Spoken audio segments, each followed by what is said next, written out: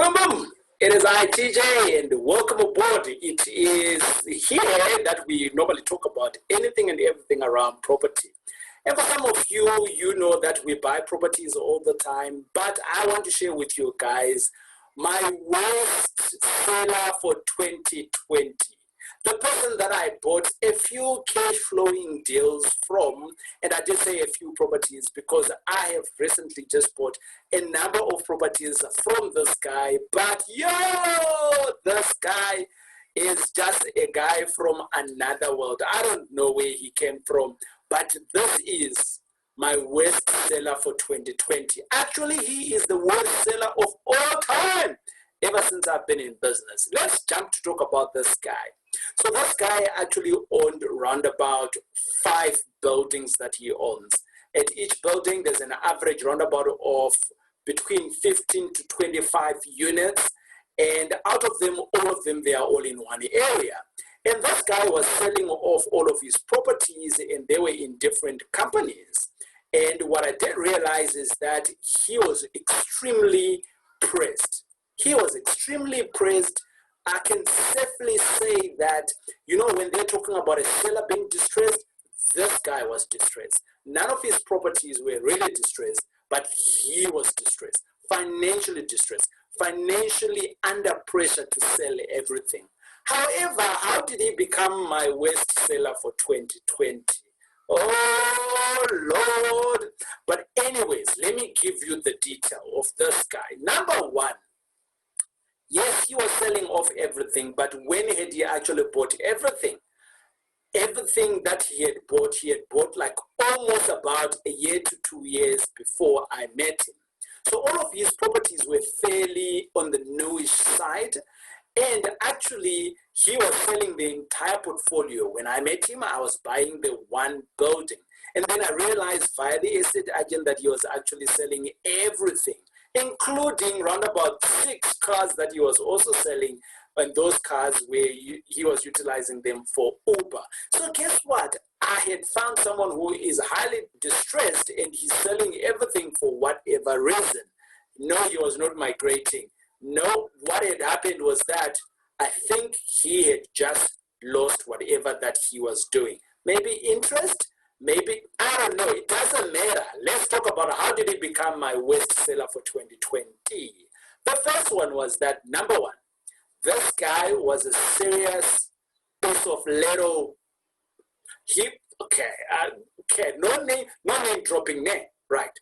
Let's come back to reality. You can see my blood pressure is shooting up by just talking about this guy. It took me around about 6 to 7 months to actually negotiate with this guy. But anyway, eventually we got the deals done. Why did he become my worst seller? Number one, he was an arrogant guy. Like seriously arrogant. We could set up a meeting and this guy would come in and would talk, right? Having a conversation, hey, how's it going? How can we do things? And each time you would ask him anything, he had a one-word answer to everything. Like really? Like some things need to be explained, right? But do you really need me to ask you to explain what you need to explain? You know what I mean? So you spent 200,000 here on doing renovations. What were the renovations that you did? And then you just say, yes, it was all for renovations. Really? I just asked you to explain. But this guy was arrogant. Okay. Number two, right? This guy knew nothing about property. Like, guys, you can have 5 buildings. You can have 1 building. But at least get educated. Why do I say he knew nothing about property? He didn't know anything about buying, so he had overspent on buying. Number 2, he didn't know anything about property management. And for that reason, everything was going downward. What do I mean by downward? Some of his tenants were not paying rent. Some of his tenants were not even paying for parking. Some of his tenants were not even paying for water and electricity. This guy actually used to think that when he collects electricity, and this is going to be an interesting one for you. When he collects electricity, it's an income for him. I'm like, how does that work, buddy?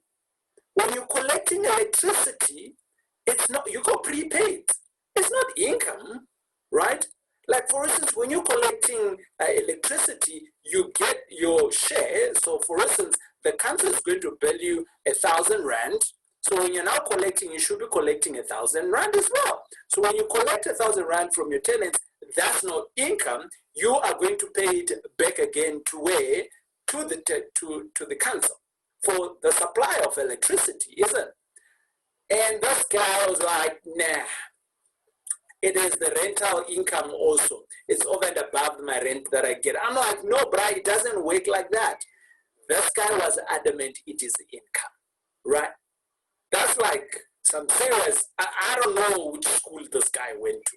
But nonetheless, let's just talk about it.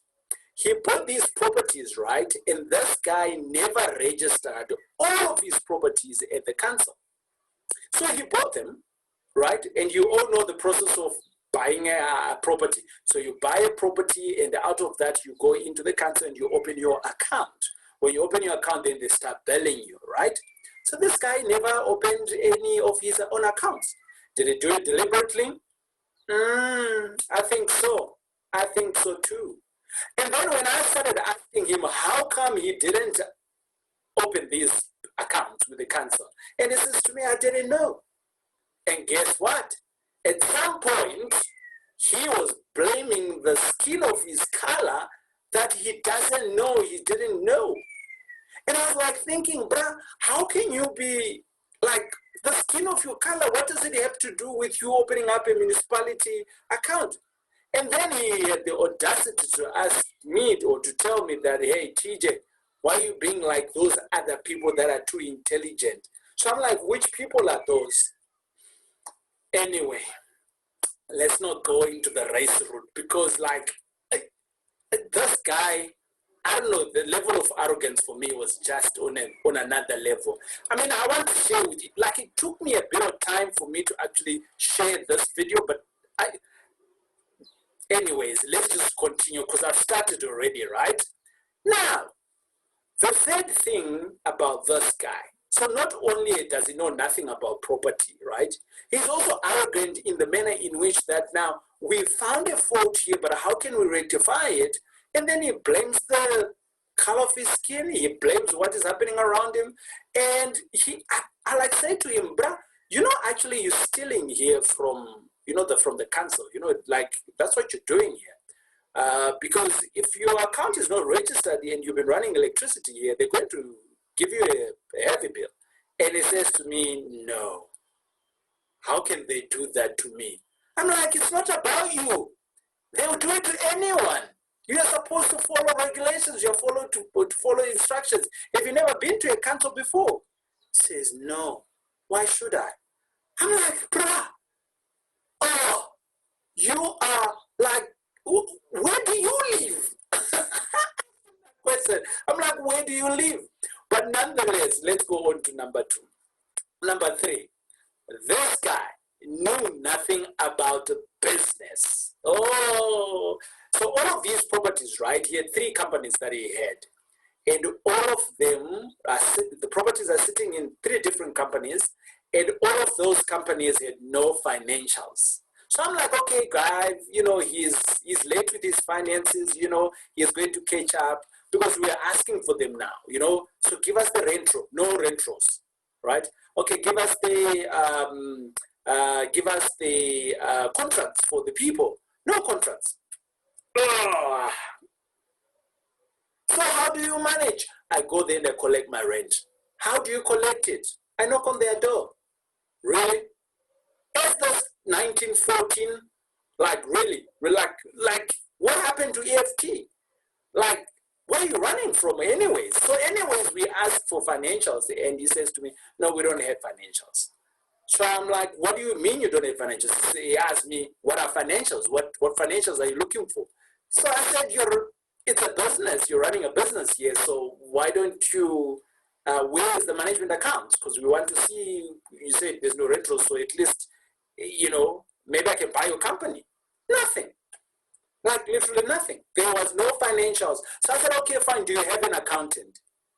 And this was when I realized, oh Lord, I am dealing with something else here. Give me the strength. Like my samurai sword wanted to come out at that time, but it didn't, right? So he says to me, I have no accountant. I froze and I looked at him like, you have all these properties and you have no accountant? Okay, do you have a bookkeeper? No. Why do I need a bookkeeper for? So who's doing your accounts then?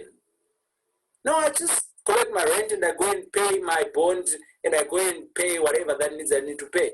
What do I need to do thereafter? I was like, Lord. You know, when you start praying for someone, right? And like you're thinking, so at that point I wanted to walk away, right? I wanted to walk away. At that point I wanted to walk away. I'm like, if I don't get all of these details that I'm getting from this guy, am I going to, this is a good deal. And what I negotiated with was good amounts and good purchasing prices. But now I'm thinking, I don't have all of these things. How do I justify the rental income that's been coming in? How do I justify for this? How do I justify? And I realize, even if I want to look for it, I'm not going to get it. So I decided I need to call in other expertise to do due diligence, right? Because that's how you deal with a worst seller. So I put in my offer, and I put in the offer there, and I gave him a 1 month due diligence because I needed to get everything. And I said, I want this, I want that. So let me just tell you what I said I wanted, okay? So over and above, I said, let me have the bond, right? The statement of the bond, do you have it? So that we can justify, and this property is really bonded. Because at this point, I don't know whether they bonded or not. Like, that's how bad it was, right? Okay, fine. Do you have municipal accounts? Let me see. Let's have them. So I put in a condition there. If I don't have them, the sale is not going to go ahead. I asked, okay, fine. You now need to go to each tenant. Each tenant needs to sign in a contract. A new contract, and it's a month to month. There you are. Because I want details of these people. What if you have drug lords staying in your building? What do they do? Right? And I went and I dug in, and eventually some of the information started coming through, but actually not all of it. My team and I actually needed to jump in and help him in that process because his management was super weak. Was it a good opportunity for me? Oh yeah, it was. Why? Because the more I dug in, the more I realized that there was other issues, and the more I negotiated. So my worst seller of the year became my best deals of the year. Yeah. So sometimes where there is a bigger problem, you can actually solve the problem and you can make some back out of it. With all of this, I am still friends with this guy now. Or should I say we turned friends because I showed him how things can be done. I'm actually helping to sell him off some of his Uber cars to some other people that I know. You remember back in the days, I used to do car rental, so I'm just helping him out now. This is what you meet. It's not just about just buying a house and you sell it off, or you buy a house and it's going to be clean. There was an ESET agent in between, but on some issues, we actually needed to meet. This is the story of my worst seller of 2020. Come to think of it, this guy was actually employed by the government. This guy, even when I told him that he was actually stealing from the council, and I said to him, actually, you know what? You work for the government, and for that reason, you are stealing from your employer by doing these things. His eyes went, and he says, what do you mean? Because there are early days of being rough with each other, but right now, I've just put him under my wing to teach him a little bit of things of how it can be done in a cleaner, better way. So sometimes when you see some of these situations, it does mean that you can make it better. My name is TJ. It's been great hanging out with you, talking about my worst seller of 2020. Cheers.